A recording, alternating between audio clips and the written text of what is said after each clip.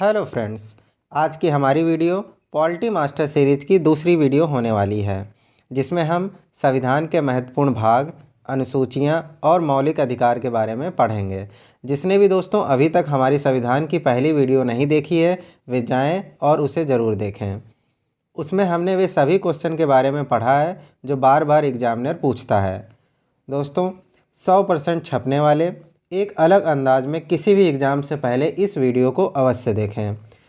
मैं आपका prudence study पर स्वागत करता हूं। तो चलिए वीडियो शुरू करते हैं। दोस्तों आज हम कुछ इम्पोर्टेंट संविधान के भाग को पढ़ेंगे और दोस्तों मूल संविधान में हमारे 395 अनुच्छेद, 22 भाग व 8 अनुसूचियां होती हैं। और दोस्तों वर्तमान में 448 अनुच्छेद, 25 भाग और 12 अनुसूचियां हैं।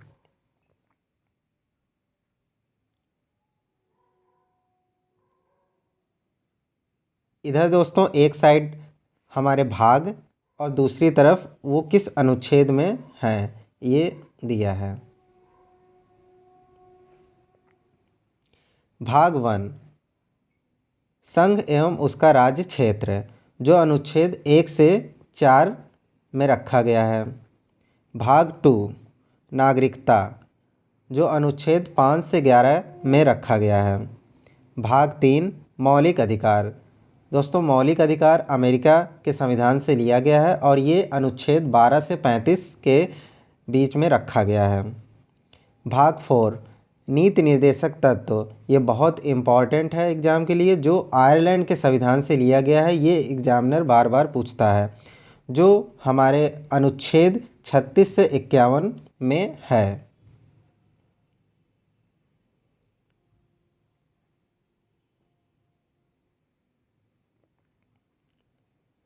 भाग 4 का मूल कर्तव्य, जो रूस के संविधान से लिया गया है और ये 51 का अनुच्छेद में है।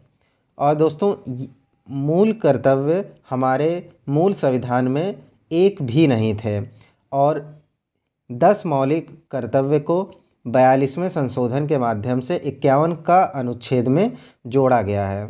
तो दोस्तों यहाँ से क्वेश्चन आता है कि कभी कभी पूछ लेता है मूल कर्तव्य मूल संविधान में कितने थे, तो आपका आंसर होगा 0 ना कि 10, क्योंकि 10 मूल कर्तव्य 51 का में 42वें संशोधन से जोड़ा गया है।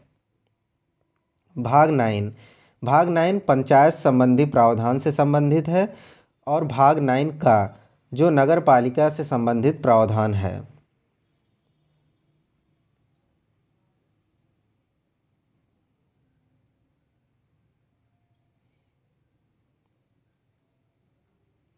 अब दोस्तों हम लोग कुछ पॉइंट को देख लेते हैं। पंचायत को संवैधानिक दर्जा 73 संविधान संशोधन में और भाग 9 और 11वीं अनुसूची में है। नगर पालिका से संबंधित सारे प्रावधान 74 संशोधन और 9A भाग और 12वीं अनुसूची में है। तो दोस्तों ये पॉइंट बहुत इम्पोर्टेंट है। अब हम बात करते हैं भाग 12, जो संपत्ति के अधिकार से संबंधित है, जो अनुच्छेद 300A में निहित है। और दोस्तों ये 44वां संविधान संशोधन से हटा दिया गया है।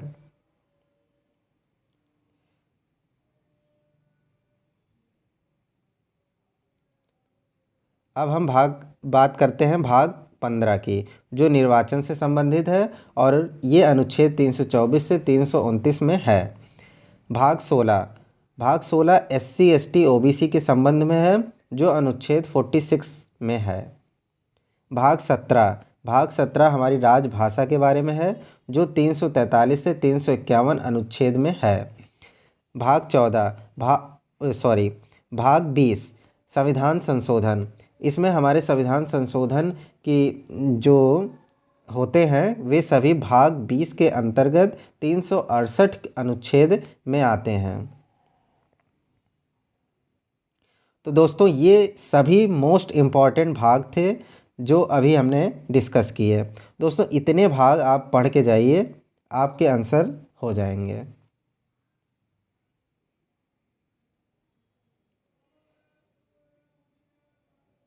दोस्तों, हमारे भारत में 28 राज्य और 8 केंद्र शासित प्रदेश हैं, जिसमें 28 राज्य, 28 का 8, 8 से केंद्र शासित प्रदेश, जिससे आपको याद रखने में आसानी होगी।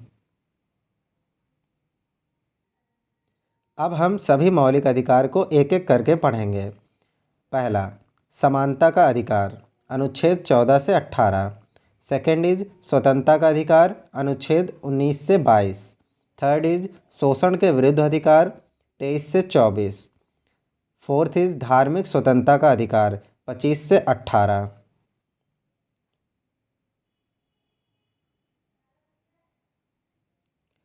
फिफ्थ इज संस्कृति व शिक्षा संबंधी अधिकार, 19 से 30। सिक्स इज संवैधानिक उपचारों का अधिकार, आर्टिकल 32।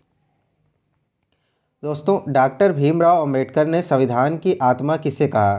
तो ये आर्टिकल 32, संवैधानिक उपचारों का अधिकार। और दोस्तों, आर्टिकल 32 के तहत रिट जारी करने का अधिकार होता है और सुप्रीम कोर्ट को ये अधिकार होता है। और जब क्वेश्चन पूछे कि हाई कोर्ट को रिट जारी करने का अधिकार किस अनुच्छेद में है, तो वो आपका आंसर होगा अनुच्छेद 226।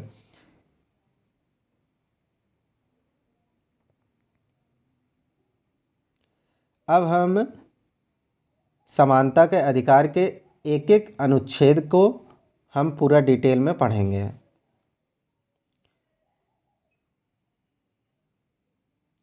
अनुच्छेद 14, अनुच्छेद 14 में विधि के समक्ष समता, समानता के बारे में बताया गया है। अनुच्छेद 15 धर्म, नस्ल, जाति, लिंग भेदभाव निषेध के बारे में बताया है। अनुच्छेद 16 लोक नियोजन में अवसर की समता के बारे में बताया गया है। अनुच्छेद 17 अस्पृश्यता का अंत है। अनुच्छेद 18 उपाधियों का अंत इसमें बताया गया है। अब हम दूसरे पॉइंट की बात करते हैं, जो हमारा है स्वतंत्रता का अधिकार। स्वतंत्रता का अधिकार में अनुच्छेद 19 में ये बताया गया है कि मूल संविधान में 7 तरह की स्वतंत्रता का उल्लेख था और दोस्तों अब सिर्फ 6 हैं। 19A की बात करें तो इसमें बोलने की स्वतंत्रता। 19B में शांतिपूर्वक बिना हथियार के एकत्रित होने और सभा करने की आपको स्वतंत्रता होती है। 19C में संघ बनाने की स्वतंत्रता और 19D में आवागमन की स्वतंत्रता, आप कहीं भी जा सकते हैं।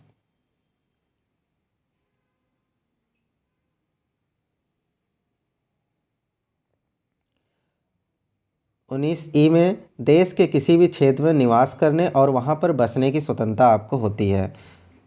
और 19F में संपत्ति का अधिकार है, जो हमारे 44वां संशोधन 1978 से हटा दिया गया है। 19G कोई भी व्यापार एवं जीविका चलाने की आपको स्वतंत्रता होती है।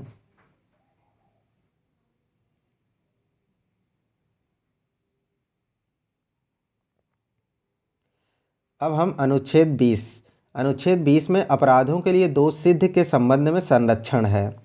अनुच्छेद 21 बहुत इम्पोर्टेंट है, प्राण एवं दैहिक स्वतंत्रता का संरक्षण है। 21 का में 6 से 14 वर्ष के जो बच्चे हैं उनको निःशुल्क शिक्षा का अधिकार है और ये 86वां संशोधन 2002 में हुआ, जिसमें 6 से 14 वर्ष के बच्चों को निःशुल्क शिक्षा अनिवार्य कर दी गई। अब अनुच्छेद 22 में कुछ दशाओं में गिरफ्तारी में संरक्षण के बारे में बताया गया है।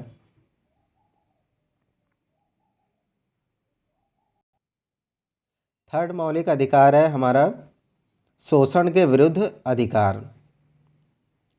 इसमें अनुच्छेद जो 23 है वो मानव के द्रव्यपार और बलात् श्रम का प्रतिषेध के बारे में बताया गया है। अनुच्छेद 24 में बालकों के नियोजन का प्रतिषेध के बारे में बताया गया। इसमें दोस्तों 14 वर्ष की आयु से जो कम के बच्चे हैं उनको कारखानों में काम करने से संबंधित है, मतलब उन्हें कारखानों में काम करने नहीं दिया जाए। बालकों के नियोजन का प्रतिषेध है।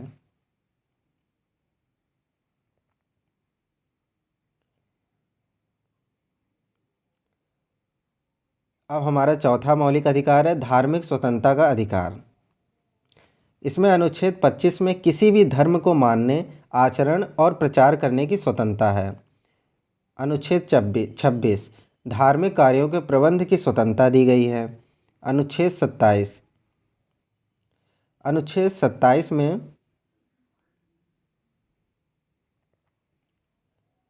ऐसे कर देने के लिए बाध्य नहीं कर सकते जिसकी आय किसी भी धर्म की उन्नति में व्यय के लिए हो। तो दोस्तों इस अनुच्छेद 27 में आप किसी को कर देने के लिए बाध्य नहीं कर सकते जिसकी आय किसी धर्म की उन्नति में व्यय की जा रही हो। और अनुच्छेद 28 में किसी शिक्षा संस्था में कोई धार्मिक शिक्षा नहीं दे सकते हैं। अब हमारा 5th पॉइंट है मौलिक अधिकार का संस्कृति एवं शिक्षा संबंधी अधिकार।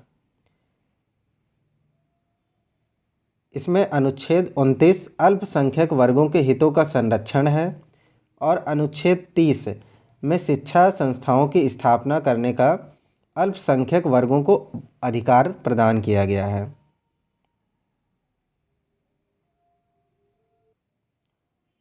और दोस्तों छठा मौलिक अधिकार संवैधानिक उपचारों का अधिकार जो आर्टिकल 32 में है, ये मैंने अभी आपको पहले ही बता दिया है, जिसमें डॉक्टर भीमराव अंबेडकर जी ने संविधान की आत्मा संवैधानिक उपचारों के अधिकार आर्टिकल 32 को कहा। और इसके आर्टिकल 32 में रिट जारी करने का अधिकार सुप्रीम कोर्ट को है और आर्टिकल 226 के अनुसार हाई कोर्ट को रिट जारी करने का अधिकार है। तो दोस्तों अब हम भारतीय संविधान की सभी अनुसूची को देखेंगे।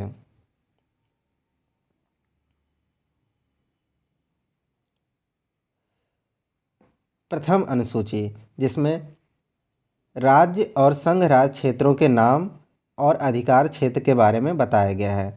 द्वितीय अनुसूची इसमें वेतन भत्ते पदाधिकारियों के जैसे राष्ट्रपति, राज्यपाल व राज्यसभा इनके बारे में उल्लेख है। और दोस्तों यहाँ इम्पॉर्टेंट बात ये है कि अनुसूची द्वितीय में सभी पदाधिकारियों के वेतन भत्ते के बारे में तो उल्लेख है, बट प्रधानमंत्री के वेतन भत्ते का इसमें उल्लेख नहीं है।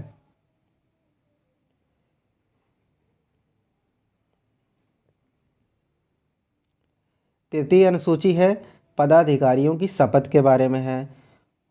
और चौथी हमारी अनुसूची है राज्यसभा में सीटों का आवंटन। पांचवी अनुसूची SC ST के बारे में है। और छठी अनुसूची असम, मेघालय, त्रिपुरा और मिजोरम राज्य का प्रावधान दिया गया। तो दोस्तों इसमें ये चारों राज्य आपको याद रखने हैं, क्योंकि एग्ज़ाम में सीधे 4 कोई राज्य दे देता है और उसमें एक जो असम, मेघालय, त्रिपुरा और मिजोरम से नहीं है वो दे देता है। तो आपको जो नहीं है उस पर टिक कर देना है। तो आप इसे याद रख लीजिए, छठी अनुसूची असम, मेघालय, त्रिपुरा और मिजोरम। अब सातवीं अनुसूची इसमें सभी सूचियों संघ, राज्य व समवर्ती सूचियों के बारे में बताया गया है।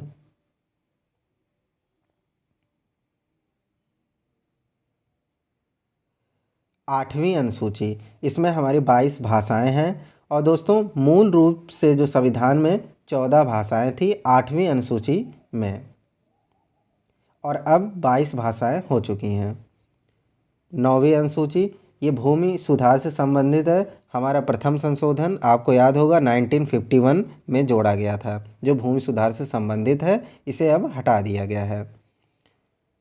नेक्स्ट इज 10वीं अनुसूची, ये दल बदल कानून से संबंधित है और ये 52वां संशोधन है 1985 में। नेक्स्ट इज 11वीं अनुसूची और 12वीं अनुसूची। 11वीं अनुसूची पंचायती शक्तियाँ, और इसमें विषय कितने हैं तो 29। तो दोस्तों यहाँ आप ऐसे याद रख सकते हैं इस विषय को 29, 9 + 2 11, तो 11वीं अनुसूची। और 12वीं अनुसूची में नगरीय शक्तियाँ हैं जिसमें विषय 18 हैं। तो दोस्तों ये आपको याद रह जाएगा। दोस्तों अब हम अपने इम्पॉर्टेंट नोट को देख लेते हैं। दोस्तों यहाँ से क्वेश्चन पूछा जाता है कि किसी सूची में कितने विषय हैं और किस सूची में क्या क्या शामिल है और क्या क्या शामिल नहीं है। तो आइए हम देखते हैं। संघ सूची, पहला हमारा है संघ सूची। मूल संविधान में 97 विषय थे और वर्तमान में 100 विषय हैं, तो आपको ये याद रखना है 100 विषय हैं वर्तमान में। और संघ सूची में रक्षा, सेना से संबंधित, अंतर्राष्ट्रीय संबंध, बंदरगाह, रेलवे, राजमार्ग, संचार, अर्थव्यवस्था और सबसे इम्पोर्टेंट जो है वो है जनगणना। तो जनगणना क्वेश्चन में आता है, जनगणना किस सूची का विषय है, तो आपका आंसर होगा संघ सूची।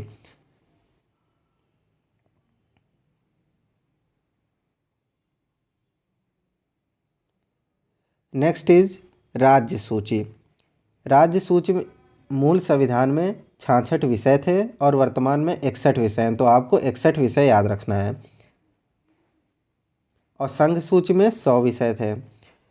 और राज्य सूची में क्या क्या शामिल है, तो वो सार्वजनिक व्यवस्था आती है, पुलिस, स्वास्थ्य व स्वच्छता से संबंधित, अस्पताल एवं औषधालय, सट्टेबाजी और जुआ, ये सभी राज्य सूची में आते हैं।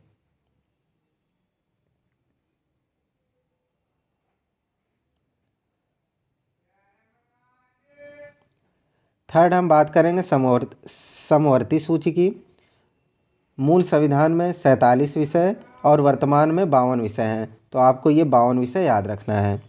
और इसमें शिक्षा, वन, ट्रेड यूनियन, विवाह, उत्तराधिकारी और जनसंख्या आदि समवर्ती सूची में आते हैं।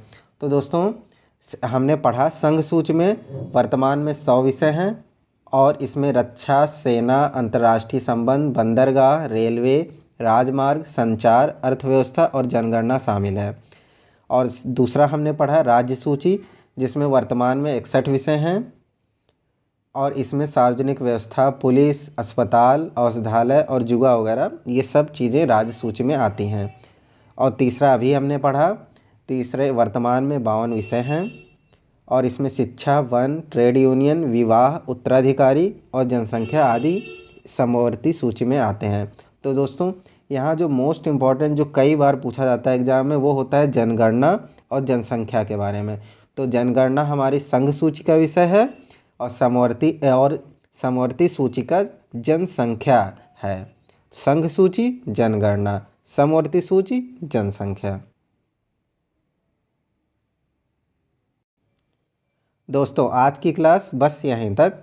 अगर आपको वीडियो पसंद आई हो तो प्लीज़ लाइक करें और सभी को शेयर करें, और जो दोस्तों नए हैं वे चैनल को सब्सक्राइब कर लें। थैंक यू दोस्तों।